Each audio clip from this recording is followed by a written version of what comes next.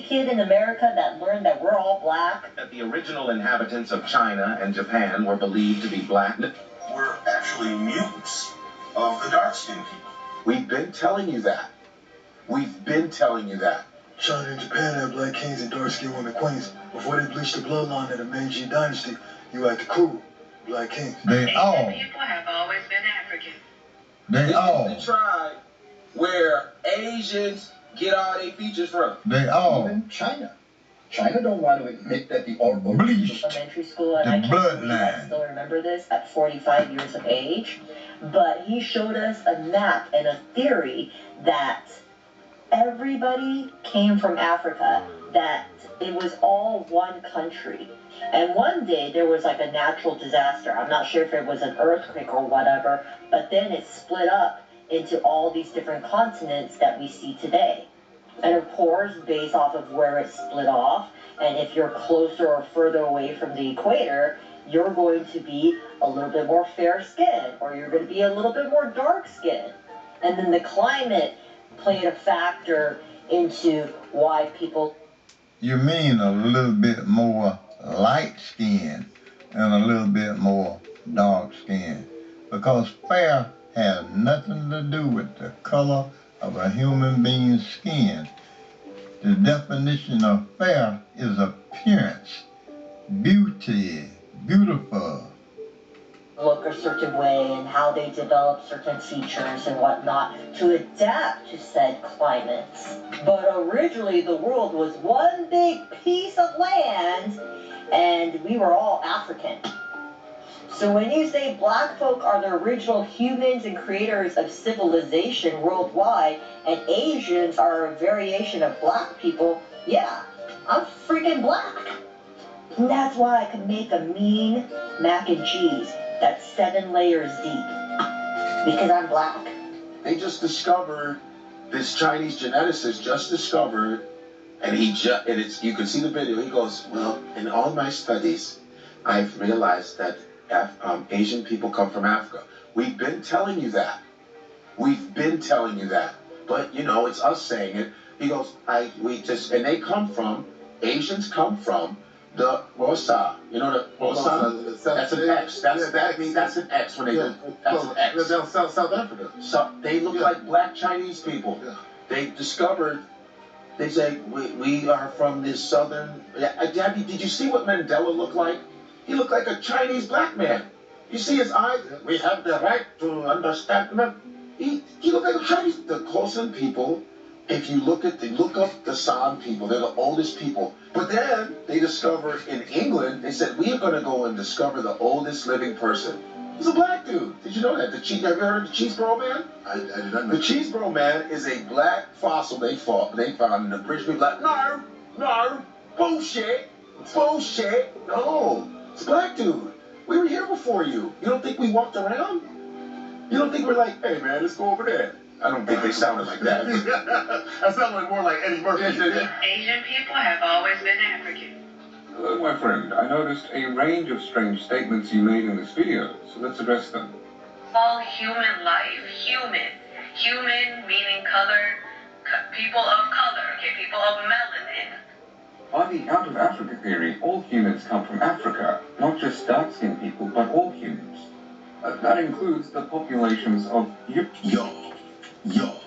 So a Chinese geneticist walked into his own laboratory, ran his own research, looked at his own data, and came out the other side saying, and I need you to hear this clearly, that Asian people originated from Africa, from the southern region of Africa specifically, from the same ancient tribes that black people have been pointing to for decades, while the rest of the world told them they were making things up. And the internet did not know what to do with that information. Some people celebrated it. Some people denied it.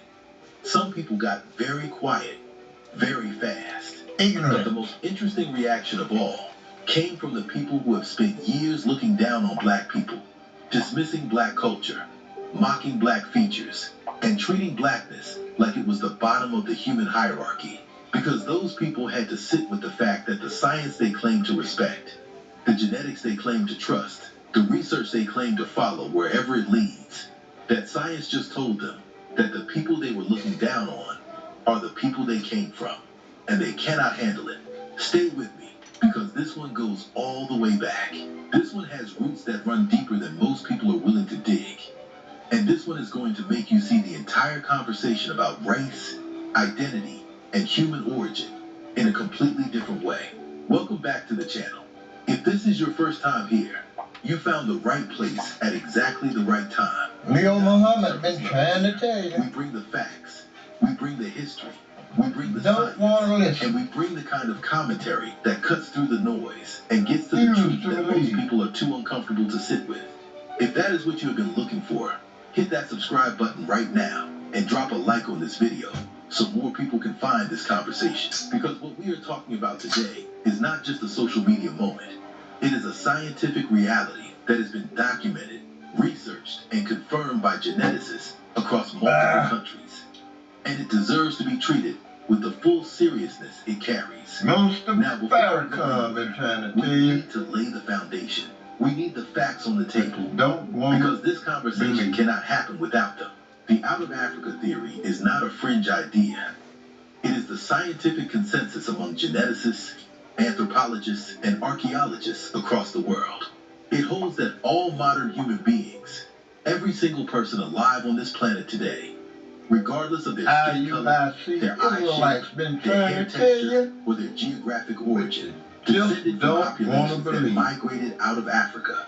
Not just dark-skinned people, not just people of color, all humans, including the populations of Europe, including the populations of Asia, including every group that has ever existed on this earth. Trying to tell you. This is not a black nationalist talking point. You just won't read the book. Science, supported by decades of genetic research. In Hey, 2005, cancer researcher Keith Chang, while studying the pigmentation of zebrafish in his laboratory, discovered the genetic mutation responsible for lighter skin in European populations.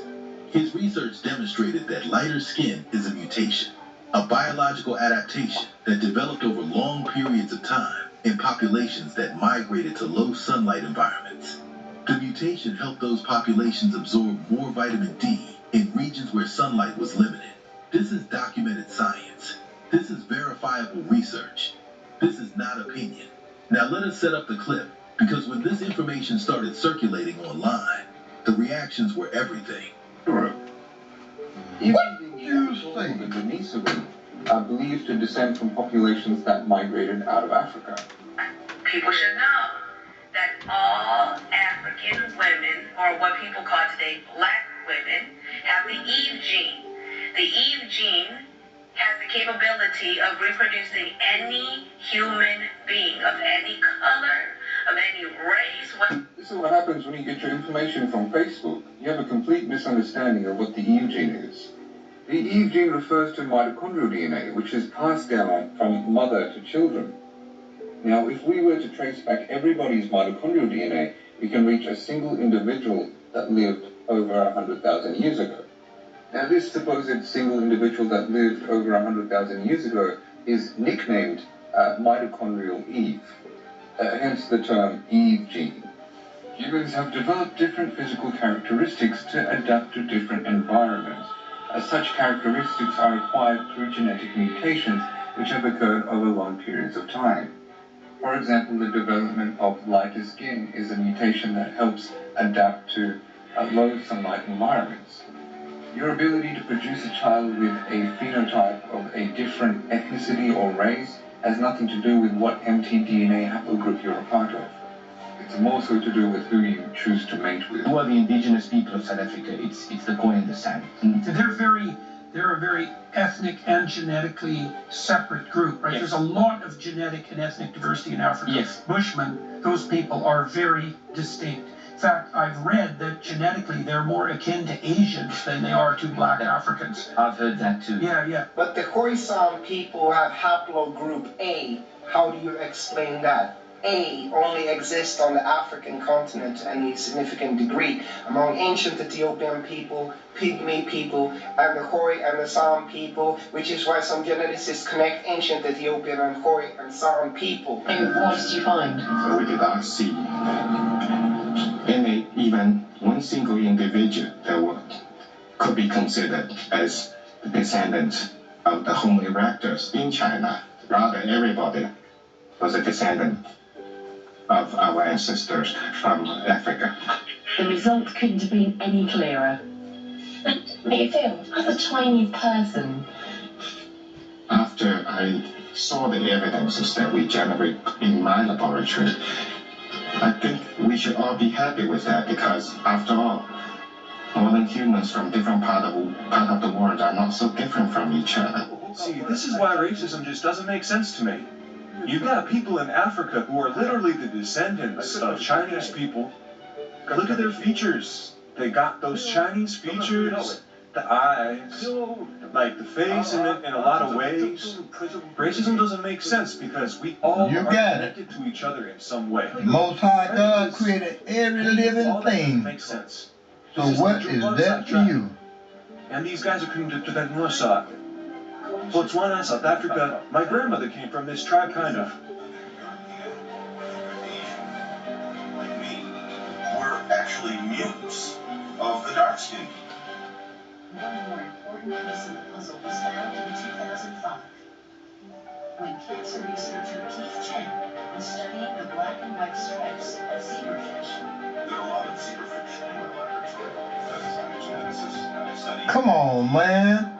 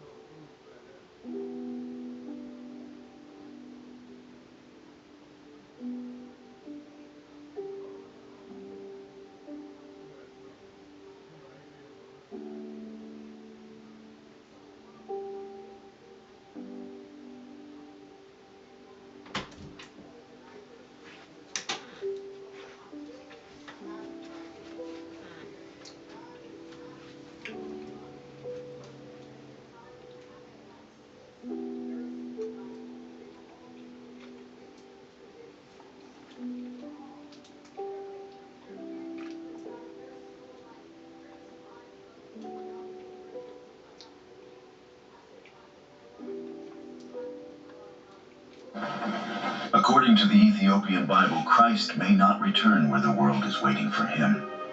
What if the second coming was never lost, only misplaced? For centuries, sermons, paintings, and prophecy charts have pointed our eyes toward one strip of land, one skyline, one familiar set of gates. But deep in the highlands of Africa, another story has been preserved in ink chant and blood. It whispers that when Christ returns, the world's cameras may be pointing in the wrong direction. The Western canon closed at 66 books. Ethiopia never agreed. Their Bible holds 81. In those missing pages, in those forgotten voices, lies a daring claim the Ark of the Covenant did not vanish into legend. It moved. And where the Ark rests, there, they say, Zion stands. If the Ark left Jerusalem, did God leave with it? For 2,000 years, while empires rose and fell, while theology shifted with politics, a small ancient kingdom guarded a different map of the end of days. Their liturgy, their calendar, their songs in a language older than Latin, all point to one